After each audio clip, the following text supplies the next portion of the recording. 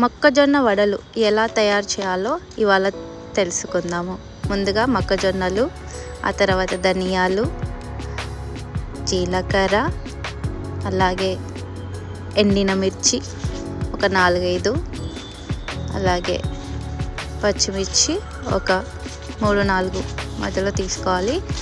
అలాగే ఎల్లిపాయలు ఒక ఎల్లిపాయ సరిపోతుంది, ఉల్లిగడ్డ సగం. ముందుగా మనం మిక్సీలో వేసుకోవాలి మొక్కలను. ఆల్రెడీ కొంచెం గ్రైండ్ చేసి పక్కన పెట్టుకున్నాను, ఇంకొంచెం వేసుకుంటున్నాను. అలాగే మనం చెప్పుకున్న ఐటమ్స్ అన్నీ వేసి మెత్తగా గ్రైండ్ చేసుకోవాలన్నమాట.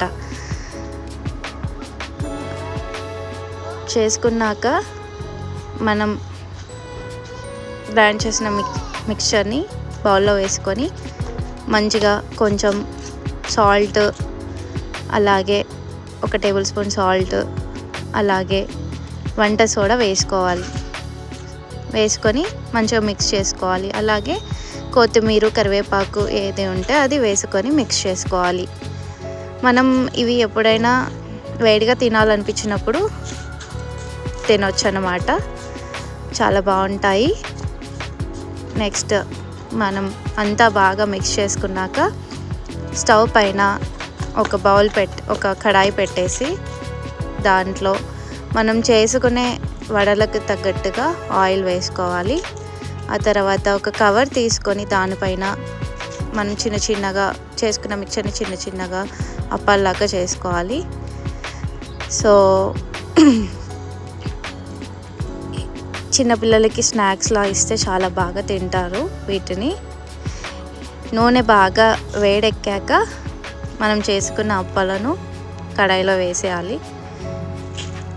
వేసాక అవి కొంచెం బ్రౌన్ కలర్లో, మీడియం కలర్లో వచ్చే వరకు మనం బాగా ఫ్రై చేసుకోవాలి ఆయిల్లో. అప్పుడే లోపల పచ్చిదనం అంతా పోయి అప్పాలు చాలా టేస్టీగా ఉంటాయి. ఇది చిన్నపిల్లల నుంచి పెద్దోళ్ళ వరకు ఎవరైనా తినొచ్చు. యాక్చువల్లీ చికెన్తో అయితే చాలా బాగుంటాయి మొక్కజొన్న వడలు. బయట తినే వాటికన్నా ఇంట్లో ఇలా ఆయిల్ అయినా సరే మనం ఇంట్లో ఫ్రెష్గా చేసుకుంటున్నాము, అన్నీ మనకి తెలిసిన వస్తువులు వేసి చేసుకుంటున్నాం కాబట్టి హెల్దీ అనమాట. హెల్దీ అంటే కంప్లీట్గా హెల్దీ అని చెప్పను, బట్ ఎప్పుడైనా ఒకసారి తినడానికి చాలా బాగుంటాయి. చికెన్తో కానీ మటన్తో కానీ చాలా బాగుంటాయి. మనం చూసినాక మంచిగా వేగినట్టున్నాయి, ఇంకొంచెం ఆల్మోస్ట్ హాఫ్ ఫ్రై అయిపోయాయి. ఇంకా హాఫ్ ఫ్రై అయితే మనం దింపేసుకోవచ్చు అన్నమాట.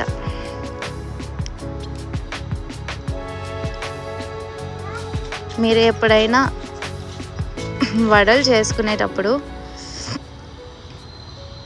నేను చెప్పిన విధానాన్ని ఫాలో అవ్వండి, చాలా మంచిగా వస్తాయి. చూడండి ఆల్మోస్ట్ అయిపోయాయి, మనం ఇంకా తీసేసుకుందాం వాటిని.